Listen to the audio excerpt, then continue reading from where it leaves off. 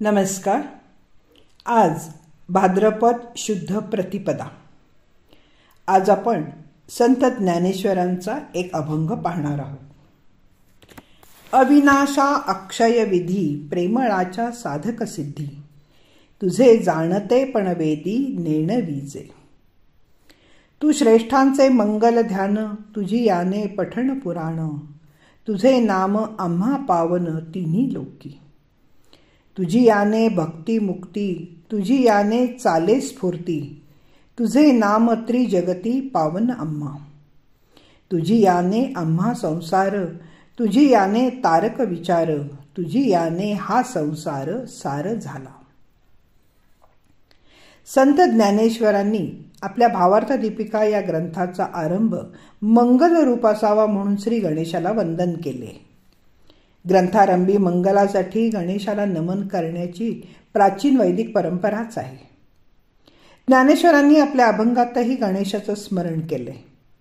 आपल्या हाती घेतलेले कार्य निर्विघ्नपणे पार पडून घेतलेले काम लोकांना आवडावे, लोकांना ही भक्तीची परंपरा अखंड चालवावी, हा त्यामागचा उद्देश होता. मंगलाचरणाचे किंवा नमनाचे प्रेरक तत्व गजाननाचा आशीर्वाद आहे. ज्ञानदेवांसारखे विनयशील तर स्वतःकडे कमीपणा घेऊन भगवंताकडे श्रेष्ठत्व देऊन आपले मंगल इच्छितात.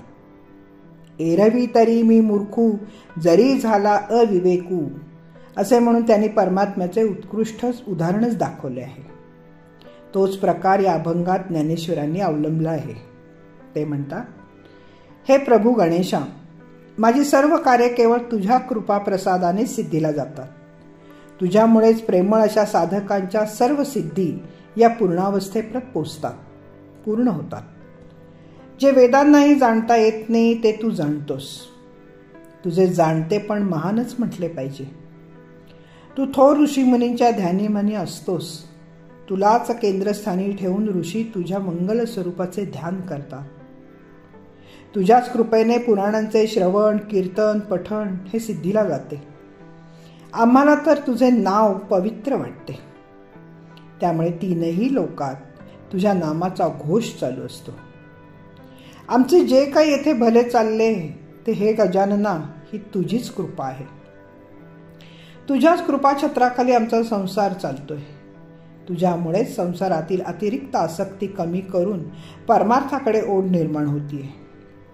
भक्ती आणि मुक्ती यांचा अर्थ तुझ्यामुळे कळतो. त्यामुळे संसारातून भक्तीच्या द्वारे मुक्त होण्याचा विचार पक्का झाला. संसाराचा अर्थ नीट लक्षात येऊन त्यापासून तारणारे तुझे नाम घ्यायचे कळले.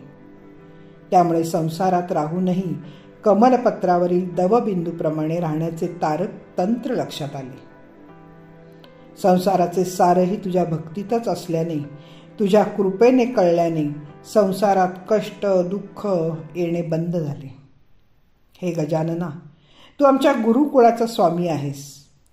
मला ज्ञानेश्वराला तर तू खरोखरच मंगलमूर्ती वाटू लागलायस. आता तुझ्या कृपेने मन तटस्थ झाल्याने येथे मला विलक्षण समाधान लाभत आहे. ज्ञानेश्वरांनी अविनाशी अक्षय निर्गुण ब्रह्माचे स्तवन करून त्याचा जय जयकार केलेला दिसतो. पुढे त्यांनी ब्रह्म असलेल्या मंगलदायक विघ्न निवारक गणेशाला वंदन करून संसारातील लोकांच्या पुढे ब्रह्म धर्माधर्म भक्ती मुक्ती इत्यादी विषय ठेवून संसारातील आसक्ती कमी करून तिन्ही लोकी पावन असलेले त्याचे नाम घेऊन संसारातून तरून जायला सांगितले. ज्ञानेश्वर महाराजांनी सगुण सिंधुर वदना श्री गणेश रूपाची लोकारूढ कल्पनाच अंगीकारली.